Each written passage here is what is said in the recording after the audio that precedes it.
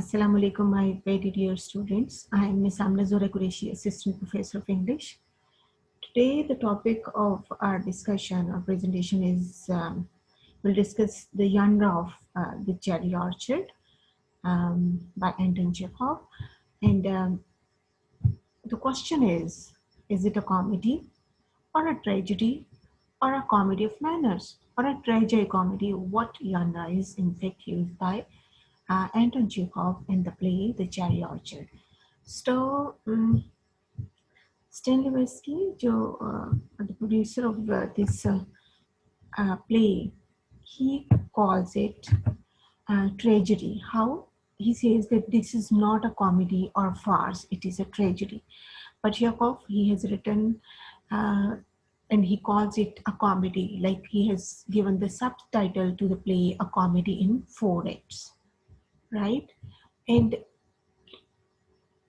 as we know, this universe follows the law of evolution and literature itself is subjected to it. In any part of the parameters, techniques, and style of the literary artist keep on changing according to the trends of the age and the taste of the public. The artists who are quick to anticipate the changing times earn names for themselves in their creation. If we have a glimpse of at previous century, we should find artists like G.B. Shaw, Henry Ibsen, Beckett, Pinter, James Joyce, Chekhov, etc., who were innovators and experimentalists in their fields. When we come to the field of drama, we analyze that it has gone through a lot of changes, and time has long gone when a dramatist projected his work as a tragedy comedy or tragedy comedy or like that, and obeyed the traditions in inverted commas or rules. According to Harold Pinter, what Harold Pinter says that drama of the 20th century has become a mental exercise. So no clues, no rules, no explicit ideas are given, no obedience to the particular genre is followed. It has forced audience to leave their seats and become actors on the stage. So this is the coming trend. So there isn't any comedy or tragedy or things like that. These are the mixture or amalgamation of all these things. Then there was a first performance at Moscow Art Performing Theater when it was first presented on the um, stage. So people had different reaction. The audience had different reaction, and there was a controversy about the genre of this play and how we will justify Pinter's point of view. That some of them consider it as a comedy, other a tragedy or like that. Okay, reaction of the people was comedy, farce, comedy of manner. There were different point of views. So the subtitle of the play is a comedy in 4 acts.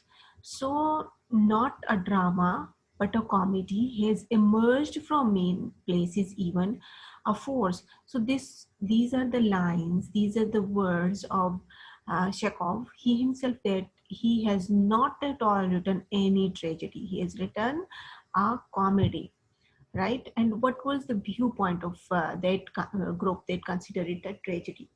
What was their point of view? So there are some points. And even after such strong words of Chekhov himself, this remains an unsolved trouble today. We still try to find out whether he was justified in giving it this subtitle, and whether he was right in saying that he could not write tragedy and there was just a comedy in that. So let's try to find out. The group calling it a tragic delineation of life holds that family. First, they say that family is facing ruin and that state is lost. First point is that. So this was a tragic thing, that they were not happy with that thing. They were depressed inwardly. And they have been a victim of change of social and economic laws. So there was a change in their economic condition, like they were all in debts and they were borrowing things, and their cherry orchard was about to be auctioned and all the things. So social laws were also changing, like servant class. They were mixing with the upper class, aristocratic class, like in the ball scene. Like Dunyasha was allowed to dance over there, so they were all mixing, mm, of upper and lower class. So Cherry Orchard is the symbol of their family honor, which is lost. So they lost their family honor. Um, and the member of the aristocratic race shown in the play may be having human frailties in them, but they are not thorough rogues and villains. Villains नहीं है इसमें, कोई hero कोई villain नहीं है, कोई villain नहीं है, कोई villainous character नहीं है, कोई rogue नहीं है. No one is trying to cheat other in the real sense of the word. For them, orchard is their ego, okay? And they fail to change the form of the orchard as it symbolizes their family honor. The madam of the estate is a bit too kind hearted and is thus cheated by everyone. So she's so kind hearted, this is written over here, that she's so kind hearted that everyone can cheat her so easily. And there were also some tragic scenes, like her son drowned in the river, her husband died, and then there was a lover who cheated her, and then she borrowed money to save the orchard, but she could not. She's so spendthrift that she cannot save money. She spends lavishly. Whosoever comes, like beggar he comes, she gives him money. She arranges a ball party. Uh, she is ready to help everyone in the possible way. In fact, she is very hearted lady. The family leaves the estate, no hope is left, makes it heart-touching tragedy. So there isn't any hope in the end of their financial changes. The end of the play is far from being pathetic. Why? We don't think it is a pathetic ending. So the end, oh, let me change it a bit. The end of the play is far from being pathetic. Like Bob is alive, has opportunity to begin her life again. And as a critic puts in, right? These are the lines of a critic. Uh, a Russian humor often appears to have a dark, cruel side when I have left. He says that Russian humor often appears to have a dark, cruel side when compared with the blander, more good-natured view of comedy found in English writers. So this is the point of view of critic, that he says that Russian humor appears more of a dark and cruel side as compared to the English writers. This is the point of view of a critic. So how it is a comedy, Cherry Orchard? What are the point of view of the people who call it a comedy? Um, the Now Cherry Orchard is to be regarded as a comedy. Perhaps the most suitable title for such comedy would be Comedy of Manner. It fulfills the demands of this genre greater than any other ascribed to it by the critics. The comedy of manner is perhaps often used to the literary history and criticism. It is particularly applied to the Restoration dramatists in England and especially to Congreve. But it is a type of comedy which can flourish in any aristocratic environment. We see in the Sheridan's plays in 18th century and Oscar Wilde's The 19th Century, the kind of comedy makes fun not so much of the individual human beings as of social group uh, and their manners, uh, right? It is generally satirical, and though in a good natured way, it is generally full of verbal wit and love intrigue. What is in comedy of manner? That is verbal wit, love intrigue, emotional outbursts, hollow at the core, like and um, the plot is slightly having oddities in characters, a play of wit and a slight note of satire. Now let's try to scrutinize the Cherry Orchard in the light of the above mentioned discussion. The plays in the context, as well as the context in is a sort of farewell to the decadent and rotten society of Russia before the revolution. Before the revolution, feudalism was the most outrageous form of social setup in Russia. The workers had not freedom. They were victims of uh, persecution at the hands of big landlords, and most of them were kept as prisoners, in the horrible cells. However, the time had come in the history for some shift of power, though the feudals still thought themselves to be the superior, but the process of degeneration had started. It was an age of the rise of peasantry, and the people who enjoy life for so long began to learn how to make living. However, Bob is not able to lose her sense of delicacy and sophistication. The play is replete with her emotional outbursts, quite hollow at the core. Similarly, Gabe, who had been lord and doing nothing, seems unable to move with the tide of time. He escapes from the social context by playing billiard imaginatively and giving ludicrous speeches. The picture of the society presented on the stage is narrow, yet it hits at the what occurs on the vast scale. We have what we have in this uh,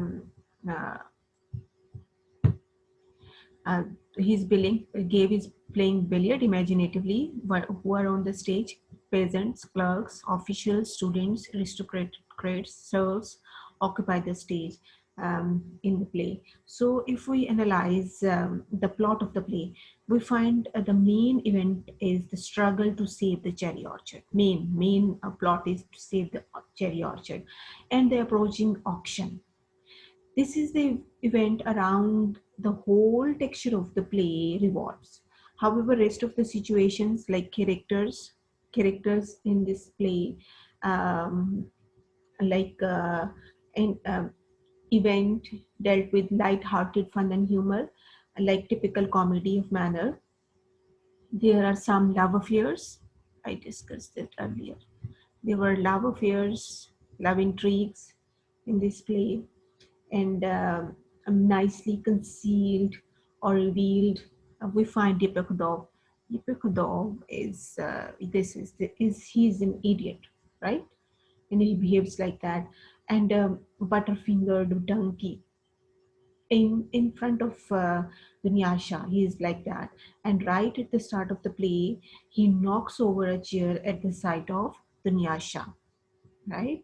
And Dunyasha gives him the title or the name, One Foot in the Carpet. This is the title. जैसे किसी को नाम दे देते हैं ना, this was given to him by Dunyasha. So her own gesture, Dunyasha, is also very funny, and she's always like in the very beginning of the play, she says, "I feel faint." Oh, I feel faint. These are the lines, and she is like a constant powdering her nose. She's all the time powdering her nose. Yepikhodov seems resolved in the effort to win the Nyasha's heart. So, um, to the audience, it is a parody, right, uh, of some romantic drama, and the speech is um, and obsessed. Okay, lover. Here, the such dialogues and situation produce ripples of laughter in the audience. Similarly, Trofimov's lengthy speeches, right? He mumbles and unable to understand others. His dialogues are out of place and create laughter among the audience. The Cherry Orchard is also replete with odd um, things and characters. Like this is no. Okay, so. There are some points I have not discussed that in that much detail, which I could do. Uh, so let's sum up the discussion because it is getting very lengthy. Um, Shakespeare, spelling is wrong. So it is a Jacobean comedy, quite close to a comedy, right? A Jacobean comedy is quite close to comedy, and it is a comedy of manners, laughter. There is laughter through tears. We feel pity for them, we feel bad for them, we feel for them, but at the same time there is laughter, there is a balance of laughter and tear. So there are different things like slapstick, pathos, farcical entrances of the characters. All these things make it a comedy. So what should we call it? How can we sum up it? This is quite suitable to end the discussion or round off the discussion. That is, Chekhov is essentially Brilliant Fagin's statement. This is his own personal words. Chekhov is essentially a humorist. His is not the quiet, genial humor of an Edison or a Washington Irving, nor the more subtle, often mysterious humor of Mark Twain. His is rather a cynical chuckle of a grown up watching a child assume a grimace of deep earnestness and self importance. So, this is the end of the discussion. That this is a Chekhovian comedy, a type of comedy that is not a typical comedy, but a bit different with the genial humor.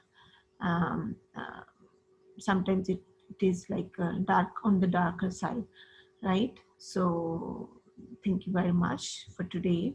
Allah Hafiz, have a good day.